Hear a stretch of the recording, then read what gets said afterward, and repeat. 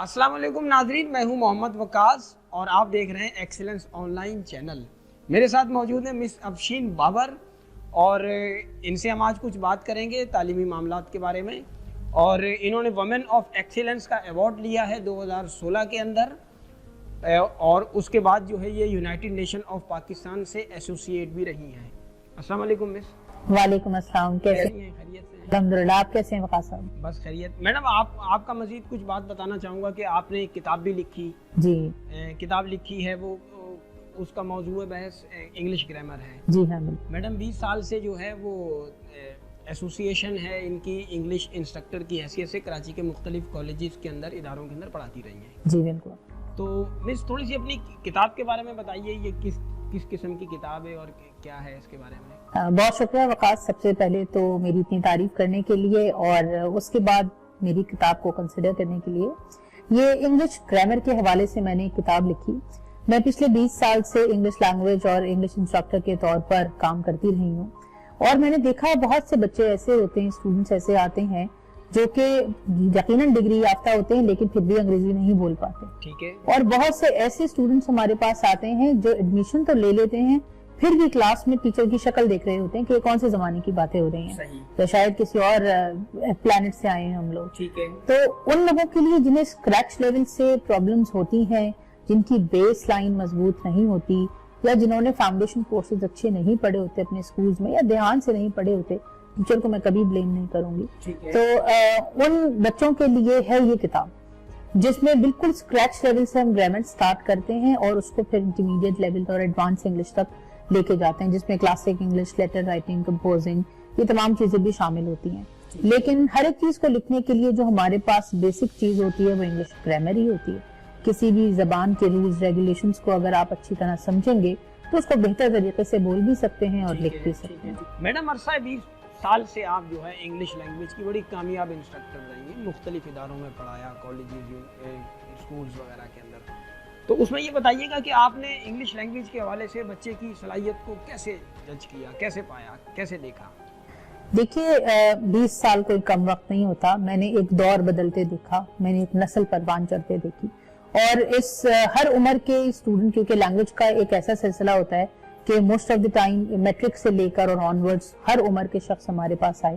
तो summer camp में बच्चे भी हम पढ़ाते रहे, उसमें इंग्लिश लैंग्वेज, जाहिर सी बात है इंग्लिश हमारे लिए सेकंड लैंग्वेज है। ठीक है। हम उसे फर्स्ट लैंग्वेज से कंपेयर नहीं कर सकते, लेकिन जरूरत है वक्त की, तो हमें वक्त के साथ बदलना है। Changes are the permanent only. इस दुनिया में अगर कोई चीज कायम है तो वो चेंजेस है, बाकी सब चीजें खत्म होती जा रही हैं। तो उस हिसाब से हमें वक्त के साथ चलना है और बच्चों को इंग्लिश लैंग्वेज सीखना बहुत जरूरी है। जहां तक उसकी अपनी कैपेसिटी, तो ये इंसान के दिमाग में कुछ नोड्स होती हैं जिनको अगर जिन गिराहों को कह लें आप, अगर हम खोल दें तो लैंग्वेज कोई सी भी वो सीखना आसान हो जाता है। और इसी नोड्स को खोलने के लिए हम कुछ चीजों का इस्तेमाल करते हैं जिसमें ऑडियो विजुअल्स होते हैं, जिसमें ग्रामर होती है या जिसमें स्पीकिंग प्रैक्टिस होती है। अच्छा miss, women of the excellence 2016 के अंदर आपने अवार्ड लिया, इस पे थोड़ी सी बात कर लेते हैं। ये क्या इसका बैकग्राउंड है? तो इसका ताल्लुक टीचिंग से तो नहीं है?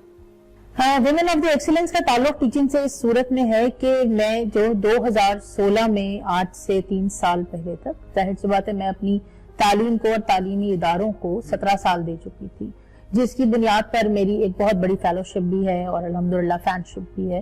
तो उस वजह से मुझे मेरी खिदमात को मद्देनजर रखते हुए मुझे women of the excellence Sindh government की तरफ से मिला था और इस अवार्ड में सिंध पुलिस ने बहुत बड़ा किरदार अदा किया, वो उसके ऑर्गेनाइजर थे। और United nation association of Pakistan, जिसकी मैं कॉरेस्पॉन्डेंस ऑफिसर रही हूँ, वो भी इस प्रोग्राम में शरीक था।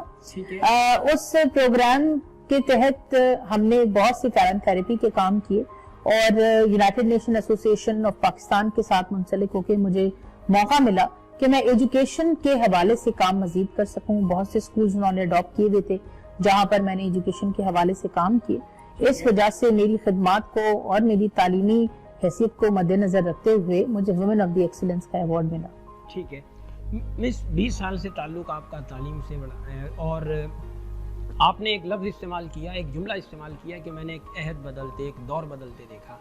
तो क्या देखती हैं जब आप बहैसियत स्टूडेंट थी, बहैसियत तालिबा थी, आप कॉलेज और स्कूल में पढ़ा करती थी और खुद आज स्कूल में, कॉलेज में पढ़ा रही हैं, تو آپ کیا دیکھتی ہیں کیا مختلف ہے اس دور میں اور ہمارے دور میں؟ مطلب ہمارے دور سے مراد یہ لوں گا کہ میں بھی پرانا ہی میٹرک کیا ہوا میں نے بھی، تو کیا دیکھتی ہیں آپ، کیا مختلف ہے؟ مختلف تو بہت سی چیزیں ہیں. سب سے زیادہ جو بات اختلاف کی کہہ لیں یا چینج کہہ لیں وہ یہ آیا ہے کہ آج کے دور کے بچے ڈیجیٹل بچے ہیں. انہیں ہر ایک چیز ڈیجیٹل چاہیے، وہ وقت کے حساب سے چلتے ہیں. ہمارے دور میں ہم لوگ کتابی لوگ تھے، ہم کتابیں پڑھتے تھے، اور آج کل کا بچہ گوگل پہ سرچ کرتا ہے، تو اسے ہر چیز کتابیں پڑھنے کا دور کم ہو گیا ہے. میں یہی کہوں گی کہ لائبریریاں اتنی آباد نہیں رہتی جتنی اب پہلے ایک دور میں ہوا کرتی تھی. آج کل بچہ چاہتا ہے ہر ایک چیز گوگل کے ایک کلک پر اسے مل جائے، پوری کتاب نہ پڑھنی پڑے، ہر ایک چیز کا شارٹ کٹ اسے مل جائے. اور کسی حد تک جس حساب سے دور تیز چل رہا ہے ٹھیک بھی ہے. تو آج میں کہوں گی کہ تربیت کا جو فقدان بھی نظر آتا ہے کہیں پر، اور کہیں پر تربیت کے جو حوالے ہیں وہ بھی مختلف ہو گئے. پہلے اگر میں امیجن کروں اپنے ماں باپ کو تو وہ مجھے تسبیح پڑھتے ہوئے یا ماں کام کرتی ہوئی یا جانماز پر یا کتاب پڑھتی ہوئی ہی امیجن کروں گی. لیکن اگر میں آج کے بچے سے پوچھوں کہ آپ اپنے ماں باپ کو امیجن کریں تو وہ کسی پارلر میں، کسی ٹی وی کے سامنے، سیل فون میں غرق ہوئے یا کسی لیپ ٹاپ کے سامنے ہی امیجن کریں گے. تو امیجنیشنز بدلنے کی بنا پر بچوں کی تربیت میں بہت بڑا گیپ آ گیا. لوگوں کی پریورٹیز چینج ہو گئی. اس وجہ سے میں سمجھتی ہوں کہ آج کل تربیت اس لحاظ سے نہیں ہو رہی جو ہمارے دور میں ہوا کرتی. تو اگر ہم کمپیریزن کریں پچھلے دور کا، مطلب ہے کہ 20 سال پہلے، تو علمی دور کون سا دور آپ کی نظر کے اندر ہوگا؟ علم کا دور کون سا ہے؟ دیکھیے علمی دور تو ہر دور ہی علمی دور ہوتا ہے، بشرط یہ کہ اس سے علم حاصل کر لیا جائے. اور تعلیم کا دور بھی ہر دور کا ہوتا ہے، بشرط یہ کہ تعلیمی یافتہ ہو جائیں لوگ. میں نے بہت سے پڑھے لکھے جاہل دیکھیں، بہت سے ڈگری یافتہ جاہل دیکھیں، اور بہت سے ان پڑھ تعلیمی یافتہ اور تربیت یافتہ دیکھیں. تو وقت کے ساتھ انسان سیکھ جاتا ہے. لیکن علمی دور اگر آپ کہیں پرٹیکولرلی تو وہ ہر دور علمی ہے. ہر ایک دور میں چاہے آپ کو کہیں سے بھی علم حاصل ہو رہا ہے، وہ کتاب سے ہو، گوگل سے ہو، انٹرنیٹ سے ہو، سیل فون سے ہو، علم تو علم ہے. ہاں، اس کو استعمال کرنے کی طاقت اور اس کو استعمال کرنے کا طریقہ یہ سیکھنا بہت ضروری ہے. مس آپ یہ بتائیے گا کہ جو ہے آپ نے اس کے علاوہ، پڑھانے کے علاوہ اور مزید آپ نے کیا خدمات انجام دی معاشرے کے لیے، معاشرتی طور پر؟ بہترین سوالوں میں سے شاید ایک سوال ہوگا ہی. میں نے اپنے کہیں جو کوشش کر سکتی تھی وہ بہت چھوٹی عمر سے کی. میں جب انٹرمیڈیٹ لیول پر تھی تب میں ناول لکھتی تھی، اور اس ناول کو میں نے ایک ہمارے پاس آرگنائزیشن تھی شو کیس کے نام سے، جو کہ اینٹی ڈپریسنٹ کام کر رہی تھی ڈپریس لوگوں کے لیے اور نشے کے عادی لوگوں کے بہتری کے لیے وہ کام کر رہی تھی. کیا نام تھا اس کا؟ Showcase. Showcase. تو ان کے لیے میں ناولز لکھتی تھی. مجھے best novel of the year کا ایوارڈ بھی ملا. یہ کبھی چھپا کسی؟ جی بالکل، انہی کے میگزینز میں چھپتا تھا، پھر اخبار میں بھی چھپا جسارت میں، یہ باقاعدہ میرا ناول. اور یہ میں بات کر رہی ہوں ایئر 2000 کی، آج سے 19 سال پہلے. ٹھیک ہے. تو وہ پھر میں نے FM 101 پہ کام کیا، بہت تھوڑا عرصہ کے لیے کیا. FM 107 میں اپنی خدمات انجام دی بہت تھوڑے عرصے کے لیے، لیکن میں نے اپنی تئیں کوشش کی کہ میں سوسائٹی کے لیے کچھ بہتر کر سکوں. اس کے علاوہ میں اس وقت ایڈلر کالج میں ڈائریکٹر ایونٹس ہوں.